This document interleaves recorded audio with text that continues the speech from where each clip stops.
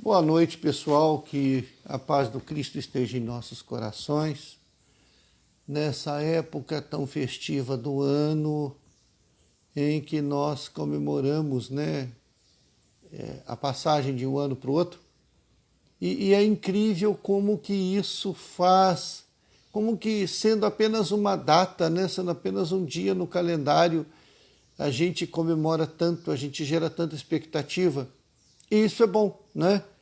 Réveillon, revelação, é época de recomeçar, Mas a gente deveria entender que esse recomeço é diário, Todo dia é uma nova experiência, todo dia é uma página em branco da vida que nós deveremos explicar e escrever.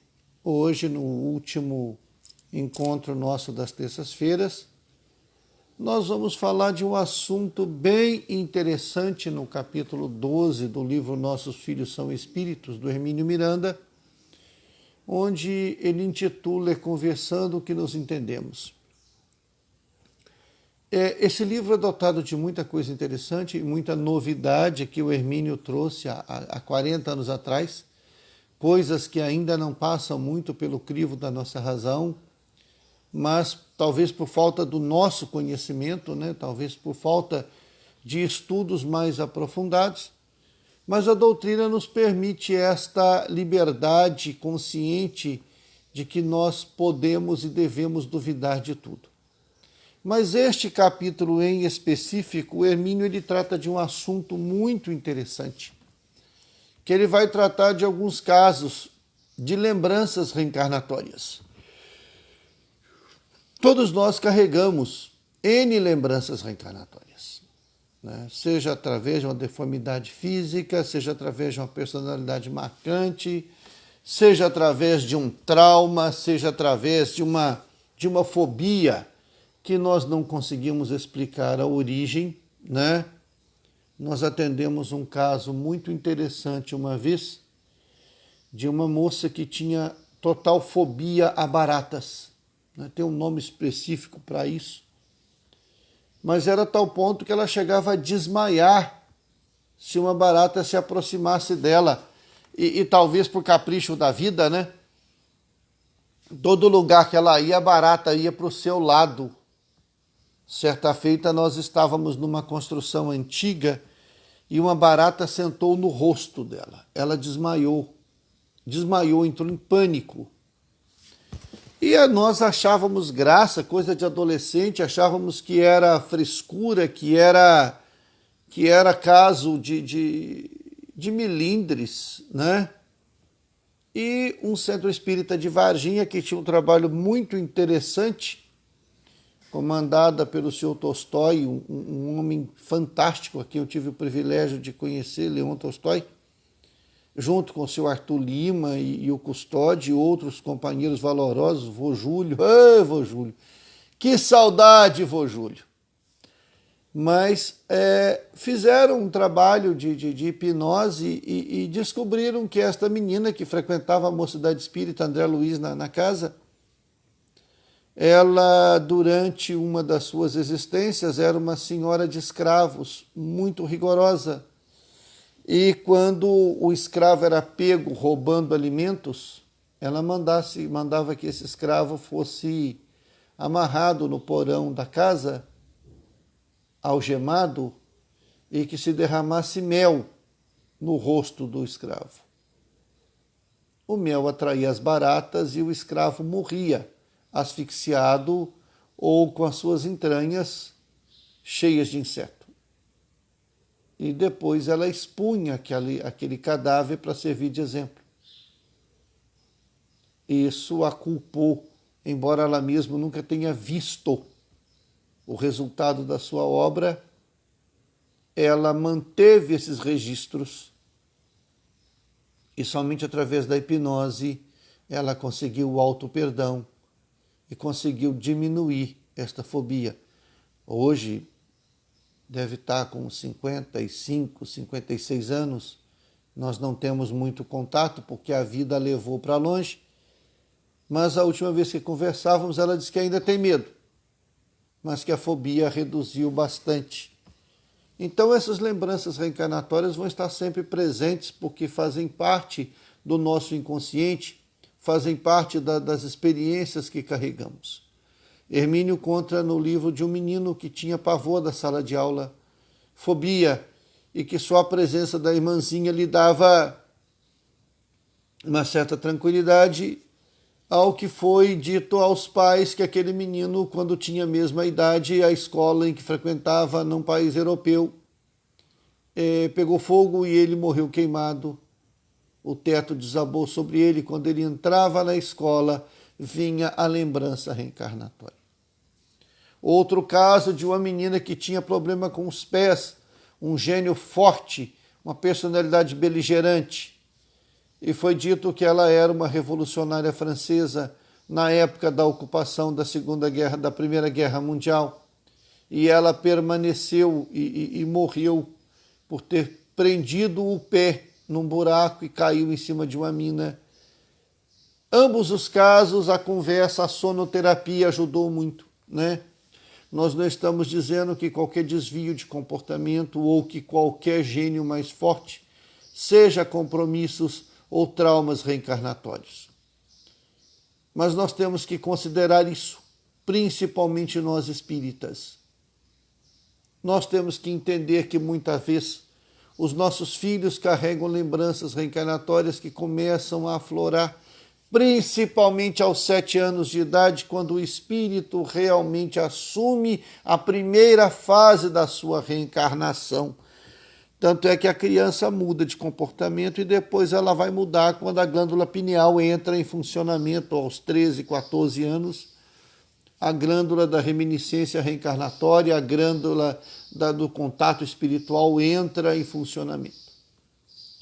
Então nós recomendamos muito essa sonoterapia. Converse com seu filho dormindo, principalmente se ele carrega alguma fobia, algum medo. Estes espíritos precisam entender que estão numa nova roupagem, numa nova experiência. Que as lembranças do passado precisam permanecer no passado.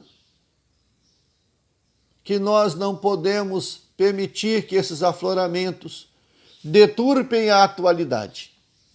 Embora o véu do esquecimento recaia sobre todos, algumas lembranças rompem este véu, meio que nebulosas, meio que sem sentidos.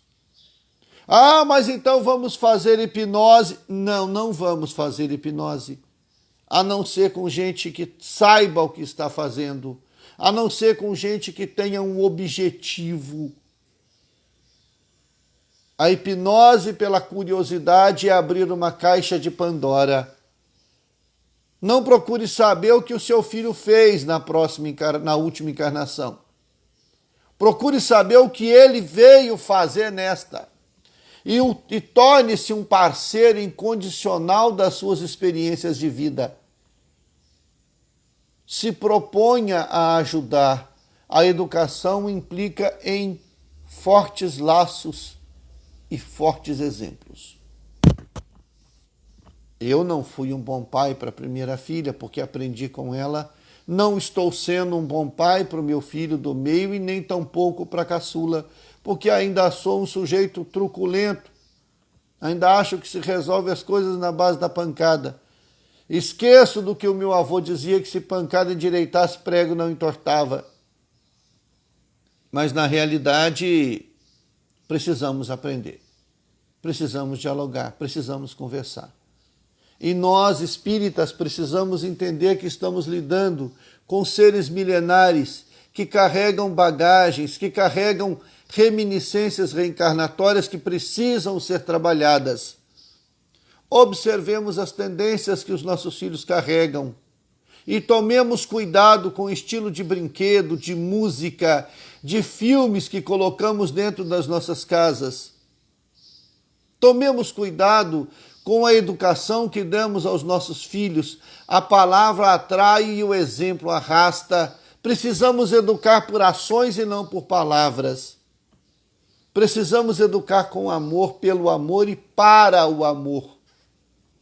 Nós nos preocupamos muito em fazer dos nossos filhos bons médicos, bons advogados, bons oficiais, bons profissionais. Vamos inverter a lógica.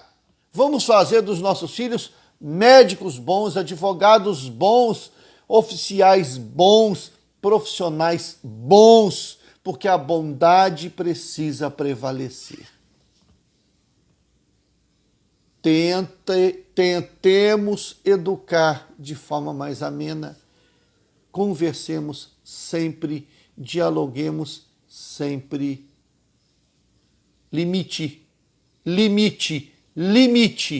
disciplina, disciplina, disciplina. Mas, acima de tudo, amor, amor e amor. Esse é o triplex da educação. Amor, amor e amor. Só se educa com amor. Vamos observar os nossos filhos. Vamos observar os comportamentos. Se há algum desvio que nós não conseguimos ajustar, recorremos à ajuda psicológica. Vocês não imaginam bem que uma terapia faz. Vocês não imaginam bem que um psicólogo pode fazer por uma criança. Para nós, o quanto uma terapia nos ajuda. Eu já fui muito preconceituoso, gente. Achava que terapia era coisa de maluco. Eu tinha o espiritismo, não precisava de ajuda, não. Ô, sujeito ignorante, ogro, chucro. Se eu tivesse procurado ajuda há 20 anos atrás, boa parte das burradas que eu fiz eu não teria feito. Com certeza não teria feito. O Cristo não manda você amar o outro primeiro. Ele fala, ama o teu próximo como a ti mesmo.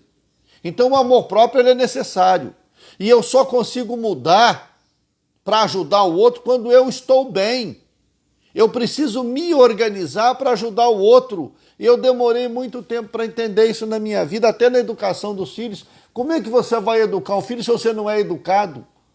Como é que você vai disciplinar as suas emoções, ensinar para o filho disciplinar as emoções dele, se você é um indisciplinado? Hoje eu entendo isso. Hoje eu compreendo isso. A minha visão hoje é diferente. Graças a Deus. Porque se a gente não muda, significa que nós estamos no lugar errado. Vamos observar essas lembranças reencarnatórias dos nossos filhos e as nossas. Vamos tratar isso com muito respeito, mas sem medo, sem dar valor na persona do ontem. Não importa quem que essa pestinha que está na sua casa foi. O que importa é que ela é teu filho. Ah, o meu filho é uma criança índigo, blue, safira, lilás. Não, o teu filho é uma criança. E precisa de disciplina. Precisa de regra.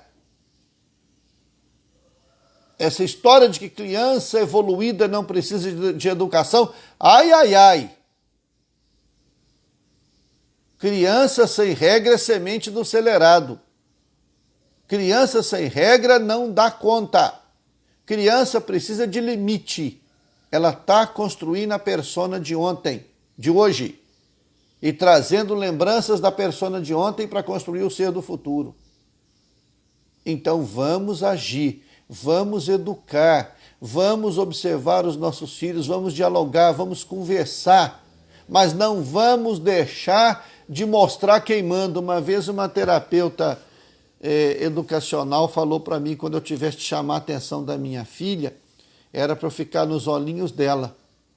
Eu falei, não, minha senhora, eu chamo a atenção dela de pé para ela saber quem manda. Ela tem que saber que essa casa tem um capitão, que ela aqui não reina. E hoje vai se tornar mãe, e vai se tornar uma mãe maravilhosa, eu tenho certeza disso, por mérito próprio.